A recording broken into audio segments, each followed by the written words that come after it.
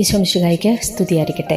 പ്രിയമുള്ളവരെ, നിങ്ങൾ തമ്പനയിൽ കണ്ടതുപോലെ നിങ്ങൾക്കിന്ന് ഏറ്റവും അത്യാവശ്യമായിട്ടുള്ളൊരു കാര്യം ദൈവത്തോട് ചോദിച്ചോളൂ. ഈശോ നിങ്ങൾക്ക് തരും. ഞാനൊരു കാര്യം പറയാവേ. എനിക്കൊരു സുഹൃത്തുണ്ട്. ആ സഹോദരി എപ്പോഴും എന്നോട് പറയാറുള്ളൊരു കാര്യമാണ് ഞാനിന്ന് നിങ്ങളോട് പങ്കുവെക്കുന്നത്.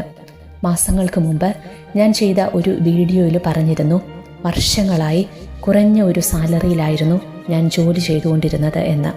സാലറി കൂട്ടിക്കിട്ടാൻ ആഗ്രഹിച്ചിരുന്നുവെങ്കിലും അതിനായിട്ട് പ്രത്യേകം പ്രാർത്ഥനകളൊന്നും ഞാൻ ചെയ്തിരുന്നില്ല. അങ്ങനെ ഇരിക്കുമ്പോഴാണ് എൻ്റെ അമ്മയുടെ നിർദ്ദേശപ്രകാരം വിശുദ്ധ ഔസേപ്പിതാവിൻ്റെ മാധ്യസ്ഥ്യം തേടി പവിത്ര മേലങ്കി പ്രാർത്ഥന ചൊല്ലി സാലറി കൂട്ടിക്കിട്ടാനായിട്ട് പ്രാർത്ഥിക്കുന്നത്. അപ്പോൾ ഈ ഒരു കാര്യം ഞാൻ ആദ്യം പറഞ്ഞ ആ സുഹൃത്തിനോട് ഞാനിത് പങ്കുവെച്ചു.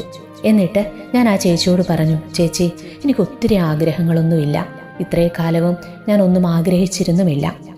എന്നാലും ഇത്തവണ സാലറി കൂട്ടുമ്പോൾ ഇന്ത്യൻ മണി കുറഞ്ഞതൊരു 5000 രൂപയെങ്കിലും എനിക്ക് കൂട്ടിക്കിട്ടിയിരുന്നെങ്കിൽ അത്രേ എനിക്ക് ആഗ്രഹമുള്ളൂ. ചേച്ചി ഒന്ന് പ്രാർത്ഥിക്കണം കേട്ടോ. ഉടനെ ആ ചേച്ചി എന്നെ വഴക്കു പറഞ്ഞു. നീ എന്താണ് ഈ പറയുന്നത്? 30 ദിവസത്തെ ഇത്രയും ശക്തമായ ഈ പവിത്രമേലങ്കി പ്രാർത്ഥന ചൊല്ലി നീ ദൈവത്തോട് ചോദിക്കാൻ പോകുന്നത് വെറും 5000 രൂപയാണോ? നിനക്ക് നാണമില്ലേ? നിന്റെ സ്വർഗത്തിലെ അപ്പൻ സമ്പന്നനാണ് മോളെ. ആ അപ്പനോട് ചോദിക്കുന്നതിൽ നീ എന്തിനാ ഇങ്ങനെ പിശുക്ക് കാണിക്കുന്നേ? ഇത് നിന്റെ വിശ്വാസക്കുറവാണ്. എല്ലാവർക്കും കിട്ടുന്ന സാലറി നിനക്കും കിട്ടണം. നീ ആ തുകയങ്ങ് ദൈവത്തോടങ്ങ് ആവശ്യപ്പെട്. ഫിലിപ്പി 4:19 വചനത്തിൻ്റെ ശക്തിയാൽ നീ ആഗ്രഹിച്ചതിലും വലുത് ദൈവം നിനക്ക് തരും. പവിത്രമേലങ്കി പ്രാർത്ഥന ചൊല്ലിക്കോ. അതോടൊപ്പം ഈ വചനവും പറഞ്ഞ് നീ അങ്ങ് പ്രാർത്ഥിക്കുക. ചേച്ചിയുടെ ഈ കുഞ്ഞു ഉപദേശം ഉണ്ടല്ലോ, എൻ്റെ ഹൃദയത്തിലൊരു പോസിറ്റീവ് എനർജി അങ്ങ് നിറച്ചു. ഞാനും ചിന്തിച്ചു, ശരിയാണല്ലോ, എൻ്റെ ഈശോയോട് എൻ്റെ ആവശ്യങ്ങൾ പറയുന്നതിൽ ഞാൻ എന്തിനാണ് പിശുക്ക് കാണിക്കേണ്ടത്? ഇത് അത്യാഗ്രഹമല്ല, എൻ്റെ ആവശ്യമാണ്, എൻ്റെ അവകാശമാണ്. എല്ലാവർക്കും കിട്ടുന്നത് പോലുള്ളൊരു സാലറി എനിക്കും കിട്ടുക എന്നത് എൻ്റെ അവകാശമാണ്, എൻ്റെ ആവശ്യമാണ്. പിന്നെ ഞാനെന്തിനു മടിക്കണം? എൻ്റെ ഈശോ, എൻ്റെ സ്വർഗത്തിലെ അപ്പൻ സമ്പന്നനാണ്. ആ അപ്പനോട് ചോദിക്കുന്നതിൽ ഞാൻ മടി കാണിക്കേണ്ട കാര്യമില്ല. ഞാനങ്ങനെ ശക്തമായിട്ട് പ്രാർത്ഥിക്കാൻ തുടങ്ങി. പിന്നീട് നടന്ന അത്ഭുതങ്ങളെക്കുറിച്ച് അന്ന് ഞാൻ ചെയ്ത വീഡിയോയിൽ ഞാൻ പങ്കുവച്ചതാണ്. അന്നാണ് ശരിക്കും വിശുദ്ധ യൗസേപ്പിതാവിൻ്റെ മാധ്യസ്ഥ്യത്തിന് സ്വർഗം എത്രത്തോളം വില കൽപ്പിക്കുന്നുവെന്ന് ഞാൻ മനസ്സിലാക്കിയത്.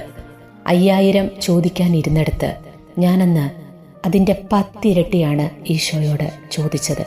ഞാൻ ചോദിച്ചതുപോലെ തന്നെ ഈശോ എനിക്ക് തന്നു എന്നുള്ളതാണ്. ഈശോയോട് ചോദിക്കുന്നതിൽ പിന്നീട് ഒരിക്കലും ഞാൻ പിശുക്ക് കാട്ടിയിട്ടില്ല.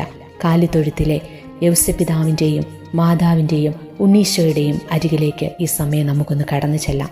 അവിടെ ദൈവത്തിൻ്റെ പരിപാലന നമുക്ക് ദർശിക്കാനായിട്ട് സാധിക്കും. ഇനി പറയുന്നത് നിങ്ങൾ മനസ്സിരുത്തി ഒന്ന് കേട്ടു നോക്കണം. അമ്മയായ മറിയത്തോടൊപ്പം യേശുവിനെ ആരാധിച്ച 3 രാജാക്കന്മാരെ കുറിച്ച് നമ്മൾ തിരുവചനത്തിൽ കാണുന്നുണ്ട്. അതിനു പകരമായി അമ്മയായ മറിയത്തെ തള്ളിമാറ്റി അപ്രസക്തമാക്കിക്കൊണ്ടല്ല 3 രാജാക്കന്മാർ യേശുവിനെ ആരാധിച്ചത്. പിന്നെയോ മാതാവിനെ മുട്ടത്തോടായി പരിഗണിക്കുന്നവരൊക്കെ ഇക്കാര്യം അറിയുന്നത് നല്ലതായിരിക്കും. പൊന്ന്, മീറ, കുന്തിരിക്കം എന്നീ കാഴ്ചദ്രവ്യങ്ങളുമായിട്ടാണ് രാജാക്കന്മാർ എത്തിയത്. പൊന്ന് രാജ്യത്വത്തെയും കുന്തിരിക്കം പൗരോഹിത്യത്തെയും മീറ പ്രവാചകത്വത്തെയും സൂചിപ്പിക്കുന്നു. യേശുവിൻ്റെ 3 ദൗത്യങ്ങളാണ് ഇത് വ്യക്തമാക്കുന്നത്. ഈശോ രാജാവാണ്, പ്രവാചകനാണ്, പുരോഹിതനാണ്. എന്തിനാണ് രാജാക്കന്മാർ പൊന്നും മീറയും കുന്തിരിക്കവും കാഴ്ചവെച്ചത്? ഇവിടെ ദൈവത്തിൻ്റെ പരിപാലനയാണ് വ്യക്തമാകുന്നത്. ഈശോയെ ദേവാലയത്തിൽ കാഴ്ചവെച്ച സമയത്ത് യൗസേപ്പിതാവ് നൽകിയത് 2 പ്രാവുകളെയായിരുന്നു. സാധാരണയായി ആടുമാടുകളെയാണ് ഈ സമയത്ത് ദേവാലയത്തിന് നൽകുന്നത്. എന്നാൽ യൗസേപ്പിതാവ് നൽകിയത് പ്രാവുകളെയായിരുന്നു. ഇത് വ്യക്തമാക്കുന്നത് ആ നാട്ടിലെ ഏറ്റവും ദരിദ്രനായിരുന്നു യൗസേപ്പിതാവ് എന്നായിരുന്നു. ഹെരോദോസ് ഉണ്ണീശോയെ കൊല്ലാൻ ആളയച്ചു എന്ന് കേട്ട് യൗസേപ്പിതാവും മാതാവും ഉണ്ണീശോയെയും കൊണ്ട് ബെത്ലഹേമിൽ നിന്ന് ഈജിപ്തിലേക്ക് പലായനം ചെയ്തതായും നമുക്കറിയാം. 569 കിലോമീറ്ററുകളാണ് അവർ യാത്ര ചെയ്തത്. അന്യനാട്ടിൽ ചെല്ലുമ്പോൾ, വർഷങ്ങളോളം ജീവിക്കേണ്ടി വരുമ്പോൾ പണം ആവശ്യമാണല്ലോ. ആ സമയത്തെ ആവശ്യങ്ങൾക്ക് വേണ്ടി ചെലവഴിക്കാനായിട്ടാണ് ദൈവം രാജാക്കന്മാർ വഴി പൊന്നും മറ്റും കൊടുത്തുവിട്ടത്. ഇവിടെ ദൈവത്തിൻ്റെ പരിപാലനയാണ് നാം കാണുന്നത്. നമ്മൾ കാണുന്ന കാഴ്ചയല്ല ദൈവം കാണുന്നത്. അറിയാൻ മേലാത്ത ഒരു രാജ്യത്ത് ചെല്ലുമ്പോൾ അവിടെ അതിജീവിക്കാനായി നിങ്ങൾക്ക് എന്തെങ്കിലും വേണമെന്ന് ദൈവത്തിനറിയാം. ദൈവം അത് നേരത്തെ കരുതിയിട്ടുണ്ട്. കർത്താവിന് നിന്നെക്കുറിച്ച്, നിന്റെ മക്കളെക്കുറിച്ച്, ഭാവിയെക്കുറിച്ച് നിനക്കില്ലാത്ത ഒരു ഭാരമുണ്ട്. അത് നീ അറിയണം. മക്കളുടെ കല്യാണം നടക്കുന്നില്ല, വീട്ടിലെ കാര്യങ്ങൾ നടക്കുന്നില്ല എന്നെല്ലാം പറഞ്ഞ് നമ്മൾ ടെൻഷൻ അടിക്കുമ്പോൾ നീ ഒരു കാര്യം അറിയണം, ദൈവം എല്ലാം കരുതിയിട്ടുണ്ട്. നമ്മുടെ ദൈവം തൻ്റെ മഹത്വത്തിൻ്റെ സമ്പന്നതയിൽ നിന്ന് നമുക്കാവശ്യമുള്ളതെല്ലാം യേശുക്രിസ്തു വഴി നൽകും.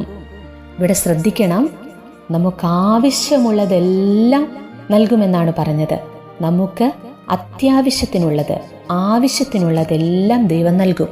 അക്കാര്യത്തിൽ സംശയം വേണ്ട. കർത്താവിനോട് പ്രാർത്ഥിക്കുമ്പോൾ ദാരിദ്ര്യം ചോദിക്കരുത്.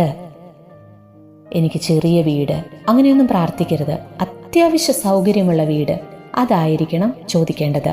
ഭിക്ഷക്കാരെ പോലെ നടക്കരുത്. ദൈവമക്കള് ഡീസൻ്റ് ആയിട്ട് നടക്കണം. കീറി പറഞ്ഞ് നടക്കരുത്. നിനക്ക് ജോലിയില്ലേ, നീ ഇപ്പോൾ ചോദിക്കണം. ഈ ഒരു ഡയലോഗ് ഞാൻ പറഞ്ഞല്ല കേട്ടോ, നമ്മുടെ ഡാനിയേലച്ചൻ എപ്പോഴും പറയുന്നൊരു കാര്യമാണ്. ദൈവത്തോട് ചോദിക്കുമ്പോൾ നിങ്ങൾ പിശുക്കില്ലാതെ ചോദിക്കണമെന്ന്, ഭിക്ഷക്കാരെ പോലെ നിങ്ങൾ നടക്കരുതെന്ന്, ദൈവത്തിൻ്റെ മക്കൾ എപ്പോഴും ഡീസൻ്റായിട്ട് നടക്കണമെന്ന് അച്ഛൻ പറയാറുണ്ട്. ബൈബിളിൽ നമ്മൾ കാണുന്നുണ്ട് ധൂർത്തപുത്രനെ ദൈവം എങ്ങനെയാണ് സ്വീകരിച്ചതെന്ന്. ദൈവത്തിന് തൻ്റെ മകന് സ്വർണം കൊണ്ടുവന്ന് കൊടുക്കാൻ അറിയാമായിരുന്നുവെങ്കിൽ നിന്റെ മകളുടെ കല്യാണത്തിന് സ്വർണം കൊണ്ടുവന്ന് കൊടുക്കാൻ ആ ദൈവത്തിന് അറിയാം. നമ്മൾ വചനം പറഞ്ഞാണ് ദൈവത്തോട് ആവശ്യം ചോദിക്കേണ്ടത്. അപ്പോൾ ദൈവത്തിന് ഒഴിഞ്ഞു മാറാൻ കഴിയില്ല. ഫിലിപ്പി 4:19 വചനം നിങ്ങൾ മനസ്സിൽ കുറിച്ചിട്ടോളൂ. ഈ വചനം പറഞ്ഞ് നിങ്ങളുടെ ആവശ്യങ്ങൾ ദൈവത്തോട് ചോദിച്ചു പ്രാർത്ഥിക്കുക. എൻ്റെ ദൈവം തൻ്റെ മഹത്വത്തിൻ്റെ സമ്പന്നതയിൽ നിന്ന് യേശുക്രിസ്തു വഴി നിങ്ങൾക്ക് ആവശ്യമുള്ളതെല്ലാം നൽകും. അപ്പം നിങ്ങൾക്ക് ഏറ്റവും ആവശ്യമായ കാര്യം ഈ വചനം പറഞ്ഞ് ദൈവത്തോട് ചോദിച്ചോളൂ. അത്യാവശ്യ കാര്യങ്ങളെല്ലാം ഇപ്പോൾ തന്നെ നിങ്ങൾ ചോദിക്കുക. അത്യാഗ്രഹത്തിനല്ലാതെ ആവശ്യത്തിനുള്ള കാര്യങ്ങൾ ഇപ്പോൾ ചോദിച്ചുകൊള്ളുക. വചനത്തിൻ്റെ പേരിൽ ചോദിച്ച് അനുഗ്രഹം പ്രാപിക്കുക. ദൈവത്തിനപ്പോൾ നമ്മുടെ കാര്യങ്ങൾ നിഷേധിക്കാനാവില്ല. ഈശോ അനുഗ്രഹിക്കട്ടെ.